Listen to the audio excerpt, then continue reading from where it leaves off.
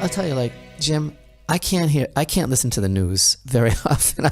I do, unfortunately, look at it too often, the headlines, because when one is working all day on the computer, these things come in, you know. But the fact is, I think that the news, first of all, is debilitating. I think it's false. I think that there are powers that be, again, I don't want to sound like a conspirator, but I think all the conspiracies have all been proven to be true by this time anyway, including JFK. I think everybody knows now that all the things that we were told were conspiracies are all true. But anyway, the point is, the news is designed to have a debilitating effect on people. And besides the fact that it's just bad, because people are in a tailspin, because people are losing it, because the things that modern man has made into priorities, and the things that with which people are raising their children, are devoid of any sort of values at all, and there is neither reverence for life anymore, nor any sort of accountability.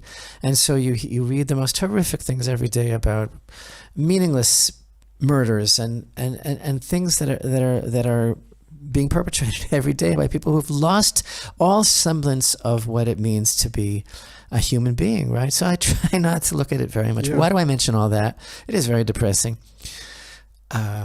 Because if we really focus on Hashem, then it shouldn't be depressing. It should be a sign that there is something going on in the world, right?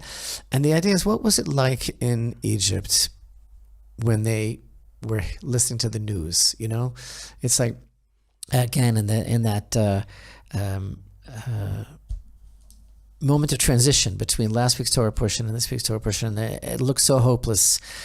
You know, and Pharaoh said, "Now do the whole thing without straw." And what was the social media like then? What was the news? What were they focusing on, and what did they have to look forward to? It becomes this very debilitating kind of process. So again, I'm saying all this because the whole subject being mentioned so many times in Torah is because it's not even about this. Yeah, this is a cornerstone of faith, that this happened and that Hashem took us out, and that changed everything, and that Hashem took us, that we, Israel, were slaves to Pharaoh, and Hashem said, no, you're only my servants. And he showed how Pharaoh was literally the man behind the curtain, right, in the Wizard of Oz. And he sent Moshe to meet him, you know, when he was relieving himself at the river. And like Ezekiel says, say to Pharaoh, you know, Pharaoh says, he's the great serpent crouching in the river. Mine is the Nile. I created it. And that's why blood was the first plague, because Hashem first wanted to execute judgment against their gods, and they worshiped the Nile, and all of that.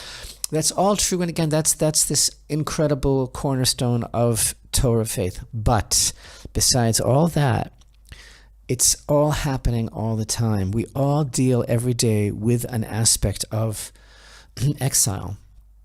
Like there's a beautiful idea that Rabbi Nachman talks about. It's mentioned by many of the great teachers of Chassidut.